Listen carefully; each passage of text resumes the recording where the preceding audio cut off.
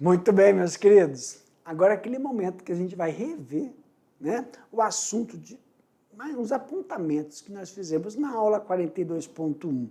Agora é a aula 42.2. Então, pega todo o material aí onde você já fez as suas observações, porque a gente vai fazer esse bate-bola rapidinho, vou deixar vocês fazendo exercício, aí depois eu volto para a gente poder corrigir, tá bom? Na tela, meu diretor. Olha aí, pessoal, aula 42.2. Vamos falar sobre sanidade e reprodução. Então lembra, primeiro, né, nós vamos começar aqui falando do manejo sanitário, porque ele é utilizado de forma preventiva. Então nós temos aí, ó. Antes de falarmos sobre isso, professor, tem uma coisa importante de falar. É o quê? As raças. Então, antes disso, vamos falar das raças.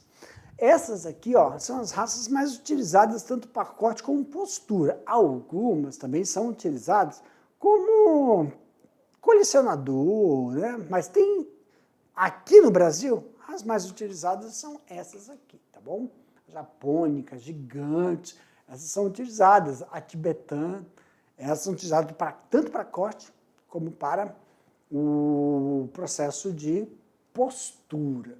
Lembrando aí, pessoal, uma coisa sobre as vacinações. Vamos deixar claro aqui que as codornas deverão ser vacinadas contra algumas doenças, Newcastle e coriza. Então nós temos aí, ó, a primeira deverá ser aplicada a vacina aos 21 dias de idade e a segunda com 45 dias.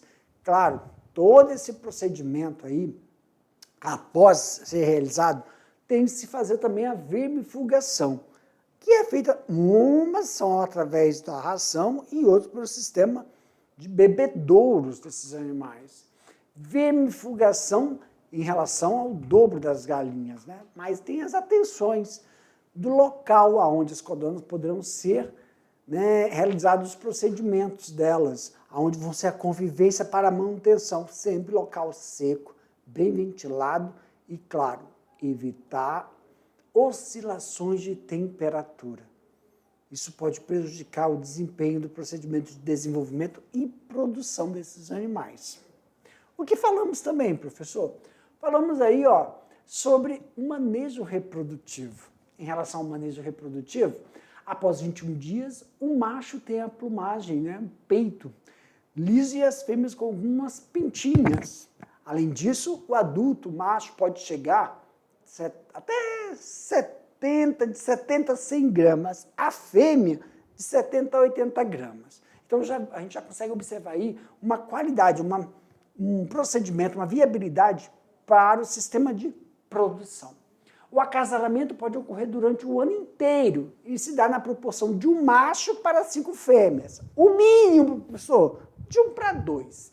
O macho deve ficar pelo menos 12 horas com a fêmea e depois ficar isolado, um descanso por 24 horas, tá? E aí, a cada 24 horas, ele está pronto para acasalar com outra fêmea. Também falamos, né, que as fêmeas, elas devem, né, ficar isoladas após a fecundação, a copa. Por quê, professor?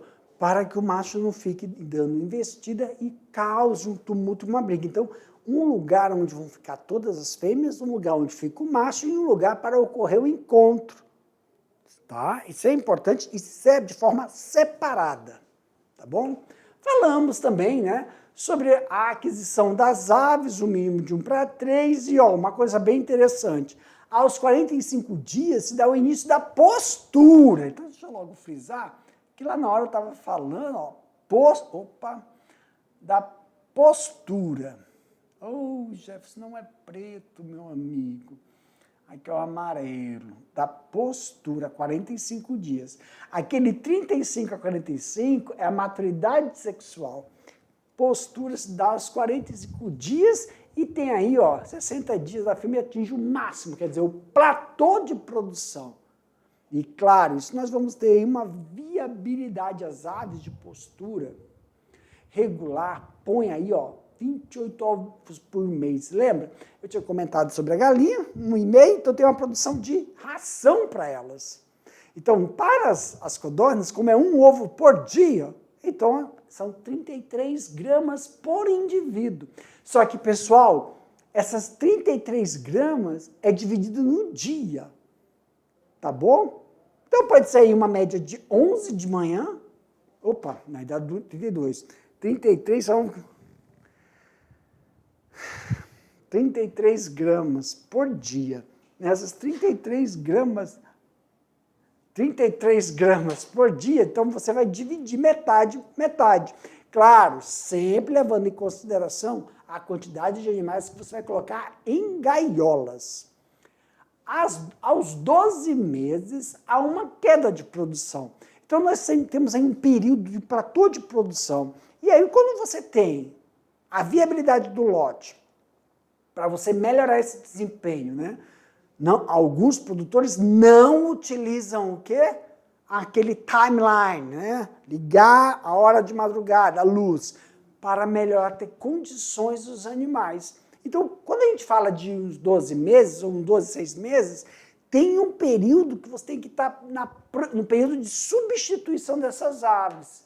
Então, você já tem que começar a separar as aves que vão estar aptas à ovoposição aos 45 dias, para manter o fluxo de produção. E aí você já encaminha os ovos dos reprodutores para a incubadora, que ainda tem um período de vacinação, e também levar em consideração o período de vazio, que é aquele período, pessoal, onde você vai retirar todo o lote, fazer a higienização completa do galpão e deixar no mínimo, não é uma semana não, são 3 dias, tá? Mas quem quiser deixar aí uma semana, são 3 dias. O que as pessoas fazem, os produtores, a grande maioria das vezes? Já inicia o período de limpeza, aí deixa sexta, sábado, domingo, na segunda-feira já começa a colocar as aves para a produção. Tem 3 dias, pelo menos, de manutenção deste local, tá? Pronto, falamos aqui. Isso. Para aqui, meu diretor. Meus queridos, agora eu vou deixar vocês aí fazendo uma atividade, mas daqui a pouco eu te volto para a gente corrigir, tá bom? Boa atividade para vocês.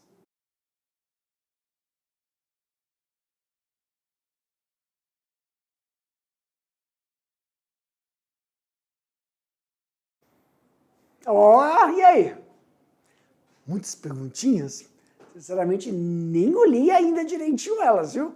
Meus queridos, não se preocupe, porque agora é a hora que nós vamos, juntos sanar algumas dúvidas que possam ter surgido. Então, qual é o procedimento que nós vamos fazer? Perguntas fechadas, tá? A gente vai falar a pergunta, colocar as alternativas e mostrar qual é o gabarito. Qualquer dúvida, professor, por que as outras alternativas não contemplam? A gente vai lá no slide e mostra para vocês. Perguntas abertas, a gente vai colocar a pergunta ou discursivas, coloca a pergunta e a resposta, e eu vou comentar a resposta. Nesse momento, pessoal, não precisa estar com as mesmas palavras, mas tem que ter palavras que contemplam o que foi perguntado. Então a gente fala assim, olha, colocou termo técnico? Não coloquei, eu descrevi. Está errado? Não, mas coloque entre parênteses para criar aquela certa familiarização. Isso auxilia muito no período de você fazer as suas avaliações, tá bom? Então segue aí, fica de olho na tela, diretor. Olha aí, pessoal, questão de número 1. Descrito como um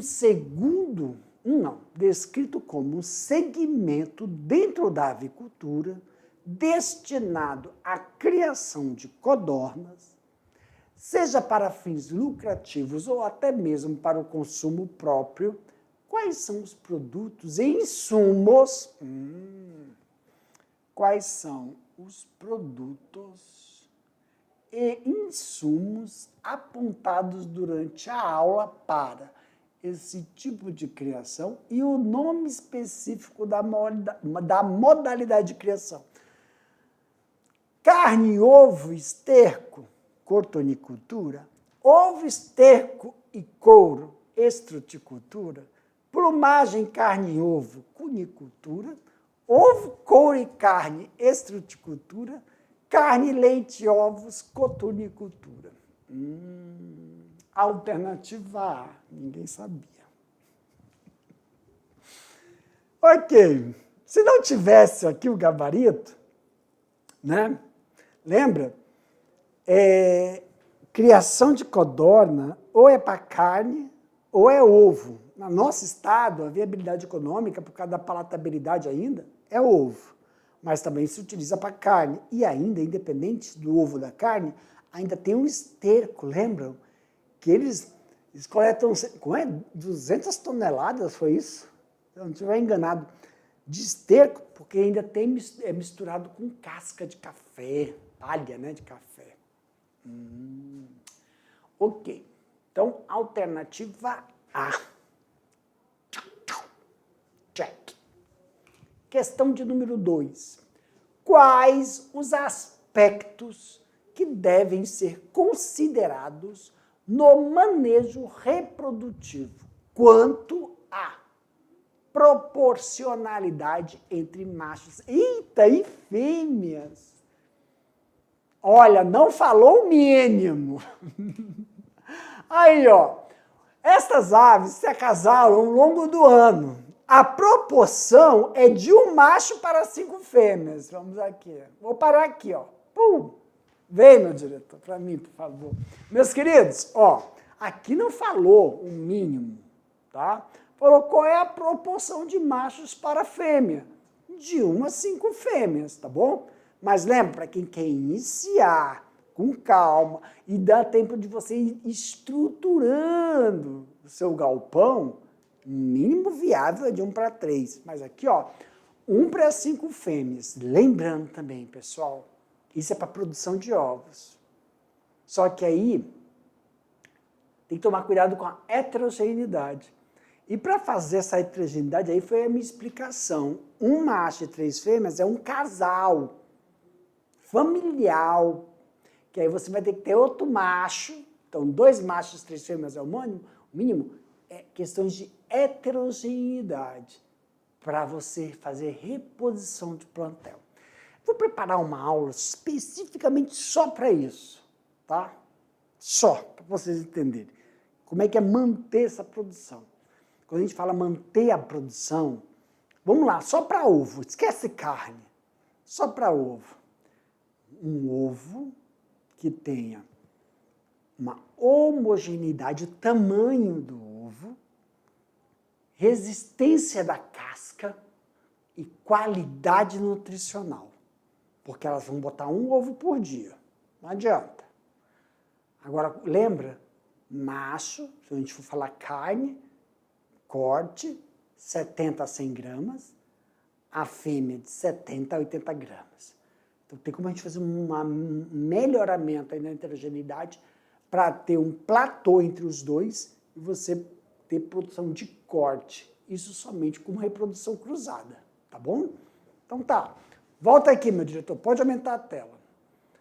Então, aquele de 1 para 3 é para reposição de lote. Aqui, quais são os aspectos que devem ser considerados no manejo reprodutivo, de forma geral? Então, tá aqui. Proporcionalidade é de quanto, professor? Uma proporcionalidade de 1 macho para 5. Tem 2 slides falando sobre um slide falando 1 para 3 e 2 para 5. Mas vale lembrar que o macho deve ficar, olha aí, ó, 12 horas com uma fêmea e intercalar com um descanso de 24 para se acasalar com outra fêmea. E deixar claro, tá, pessoal? Não deixe a fêmea, após o acasalamento, passar dessas 12 horas, porque senão o macho fica insistindo e pode até brigar e machucar a fêmea, tá bom? Ok. Questão de número 3. A coturnicultura é a prática de criação de codornas. Seu manejo, assim como de outras aves, exige cuidados específicos. No manejo reprodutivo, qual a recomendação no trato de codornas que já está fertilizada? Que elas fiquem distantes importante dos machos, pois as suas cantadas insistentes estressam a ave e pode prejudicar na produção. Então, isso nos chama qual atenção, professor? Do local, porque os reprodutores, machos e fêmeas, não ficam no mesmo ambiente dos produtores, das poedeiras. Então tem que ficar separado. E esse ambiente tem que ter um local onde ficam as fêmeas, o macho e um espaço para eles se encontrar e depois separar. Antes que alguém fale alguma coisa, eu sei que tem produtores que deixam eles na extremidade da granja. Como assim, professor? Não tem um galpão? Um galpão? Aí aqui, ó, tem um corredor, outro corredor, cheio de gaiolas. Aí deixa os reprodutores aqui, ó, na extremidade. A primeira casinha aqui é de macho, aqui é de fêmea, e o resto é tudo de poedeiras. E deixam eles na extremidade. Tem gente que faz assim, não tem um espaço só para eles. Entenderam? Sim.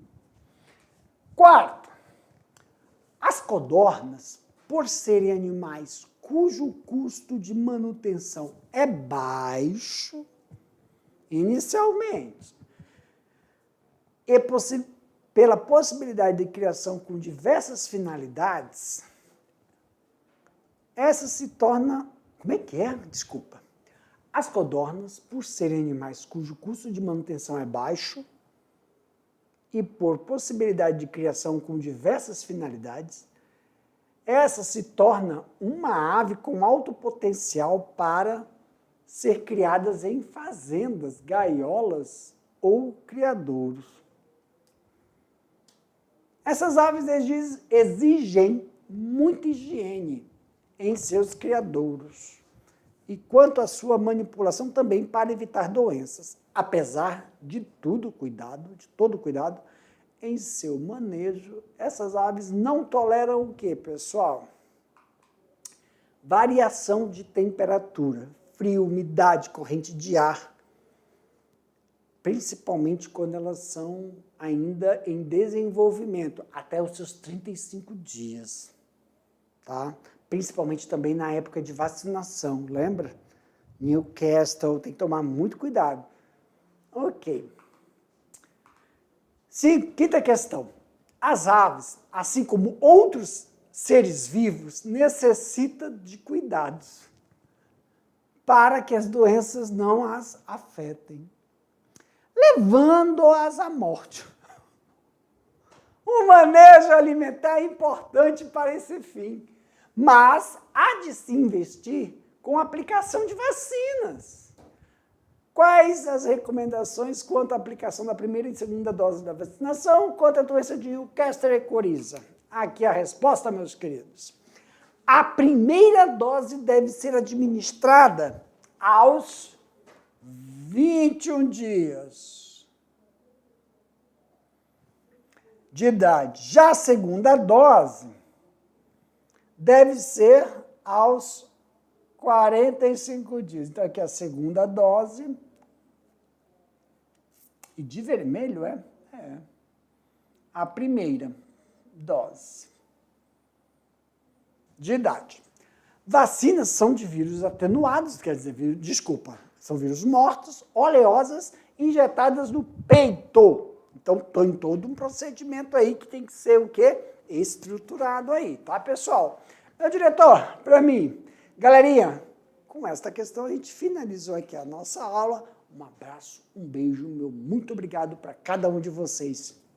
Até a próxima, pessoal.